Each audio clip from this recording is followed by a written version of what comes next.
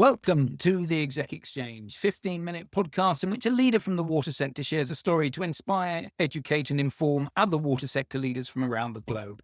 My name is Piers Clark, and my guest today is Rob Thompson, General Manager at OC in California. Now, we've heard from Rob twice, once about a year ago, and last time a few weeks ago.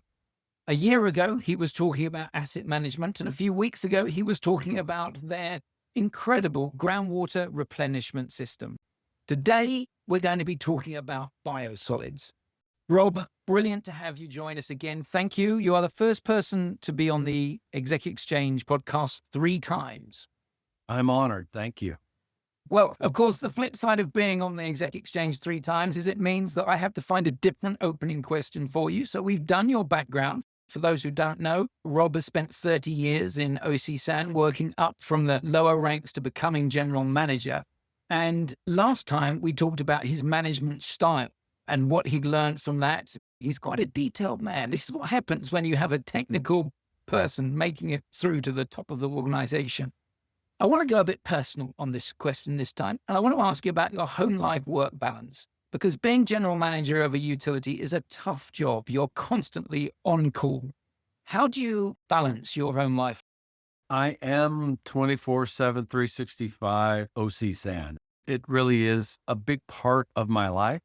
It wasn't always that way, obviously. It's just my wife and I now. My kids are up and grown. A lot of what we used to do on vacations, we'd be driving along looking at infrastructure, whether it's power lines or aqueducts or pipeline systems, and I'd be explaining to my kids.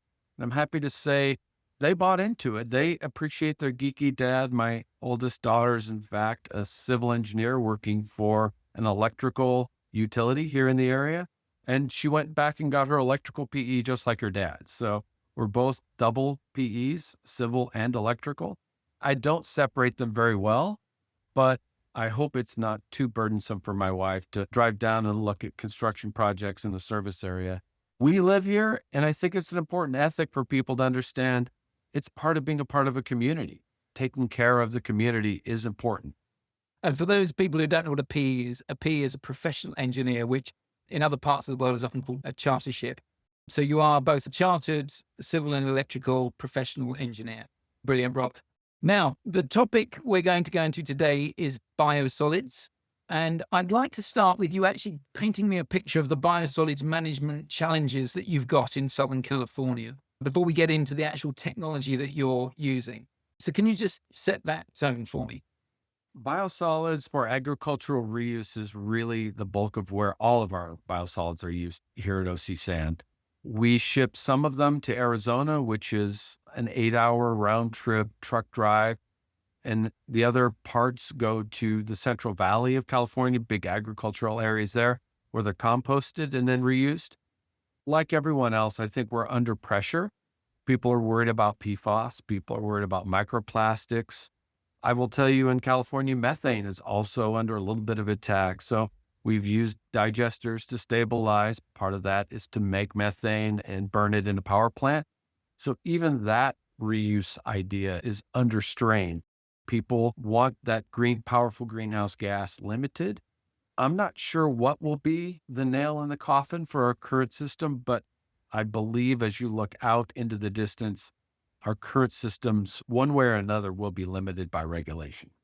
And that is a universal problem that people are seeing around the world with microplastics and PFAS and the yuck factor to do with sewage sludges being spread on land.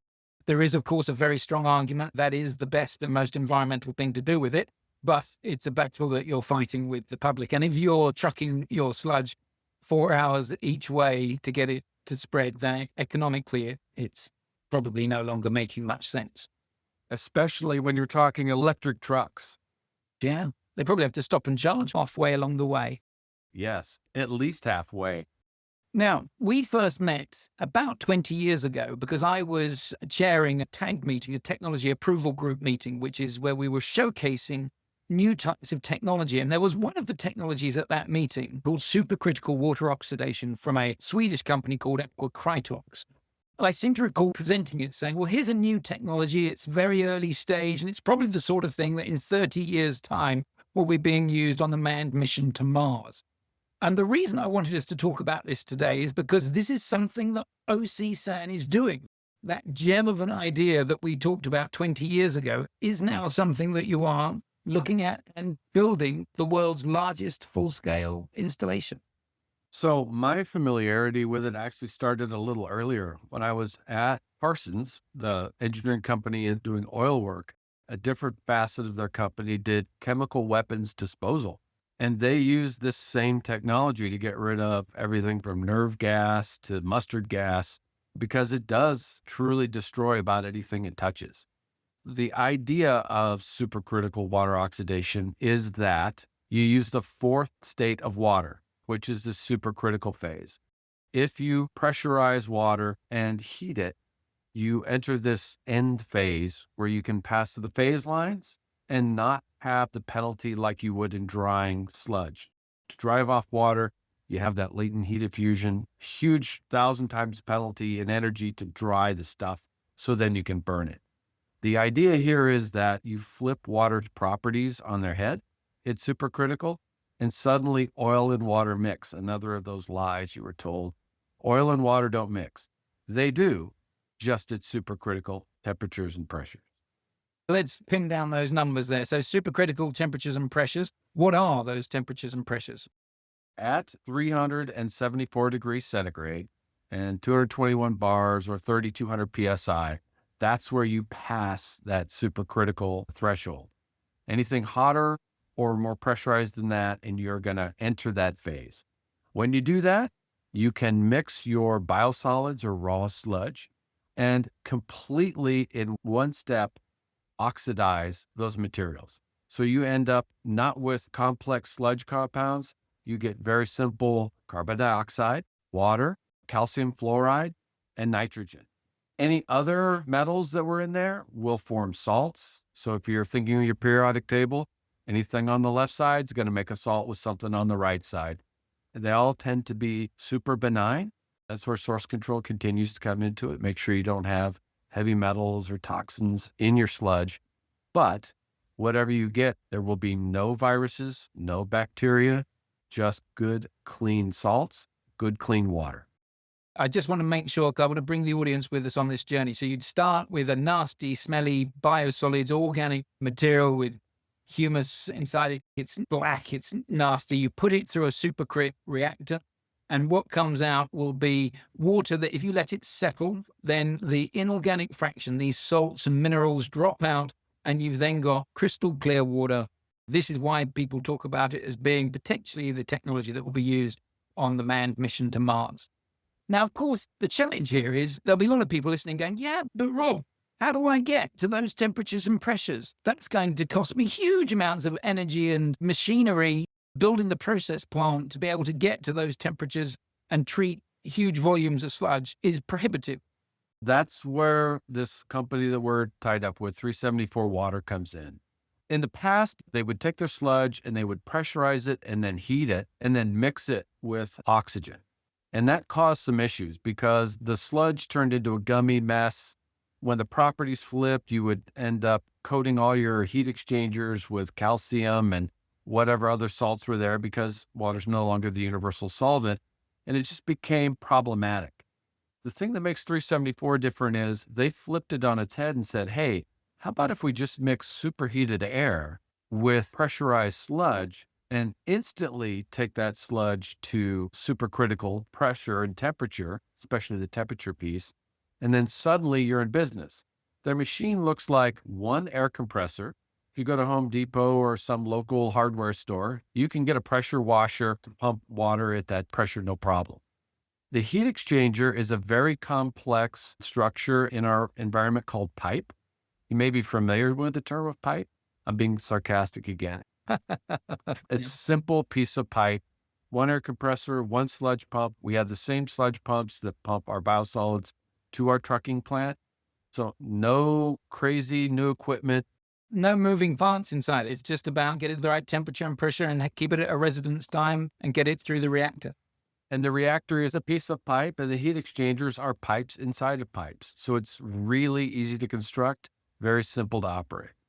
Now, I do want to spend a few seconds just talking about the company 374 Water, because it's actually been backed by the Gates Foundation, and it's come from a US university. Duke did a lot of research with Bill and Melinda Gates. That's where they got started. 374 kind of spun out of there, and they are now a publicly traded company. We are the first 6-ton per day unit. The unit has been in Orlando, Florida for about really a year, perfecting it, trying some new orientations and new software and how they do the mixing and how they do the heat exchanging. I think they've really started to nail it. We expect to see that delivered here and operating very, very soon. I love the idea that it's a bit like the story you told a few weeks ago with the groundwater replenishment system. You were very fast on following the city of Los Angeles with what they'd been doing, learning from there, standing on the shoulders of giants, which is, of course, what you have to do in the utility sector. You've got to see what other people are doing and work out what your step can be. Now, when are you hoping the plant will be turned on? We're hoping that it will start here in January. We should have received it in December. And it's worth noting that we're recording this in Q4 of 2025. So hopefully we'll be able to have an update. Now, I'd like to cover deep well injection, because you're not just being innovative around your PFAS and microplastic strategy with Supercritical, you've got another string to your bow. So tell me about the deep well injection. We always believe for something as critical as a main process like biosolids or sludge treatment, you have to have more than one option. So we are looking into deep well injection. It's something we actually studied with the city of Los Angeles back in 2008. For those of you that heard the prior podcast, we were also launching the groundwater replenishment system for water reuse in 2008. So we had a bit of a marketing problem where we were going to tell people, trust us, we're going to put your drinking water in the ground over here, and we're going to put your biosolid sludge in the ground over there. Trust us, this will all work out. So we decided not to go forward at the time because of that education and making sure we had a clear message. City of LA, on the other hand, did go forward with deep well injection at their Turtle Island treatment plant.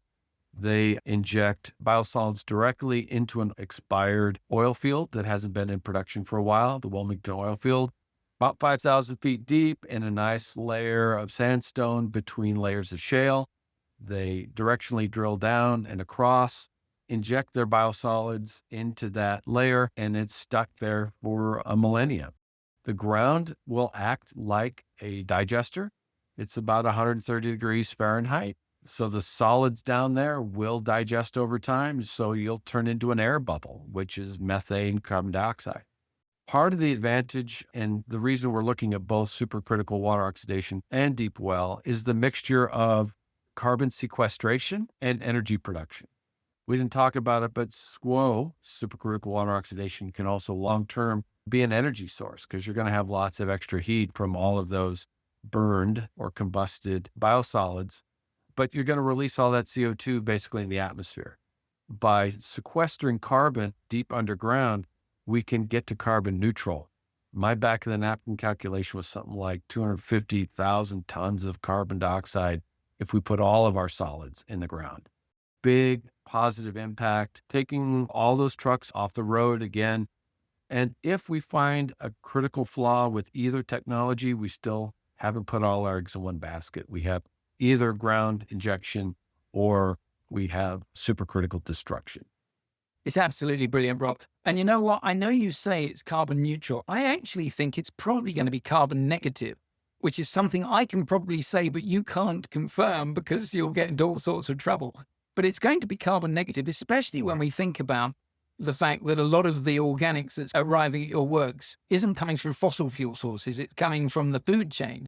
You're then locking up the carbon that's comes from a rapid recycling loop in the carbon cycle. Very exciting. Unfortunately, we're running out of time.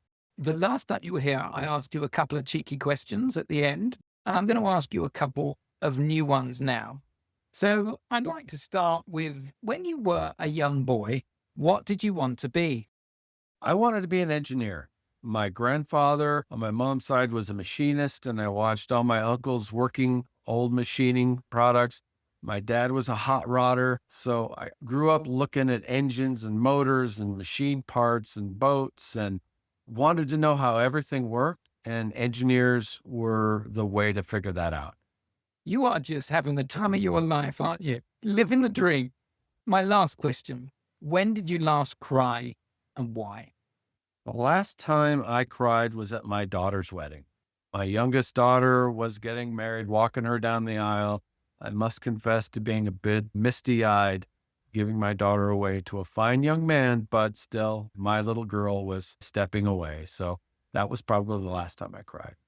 You have been listening to the Exec Exchange with me, Piers Clark, and my guest today has been Rob Thompson, General Manager at OC San in Southern California.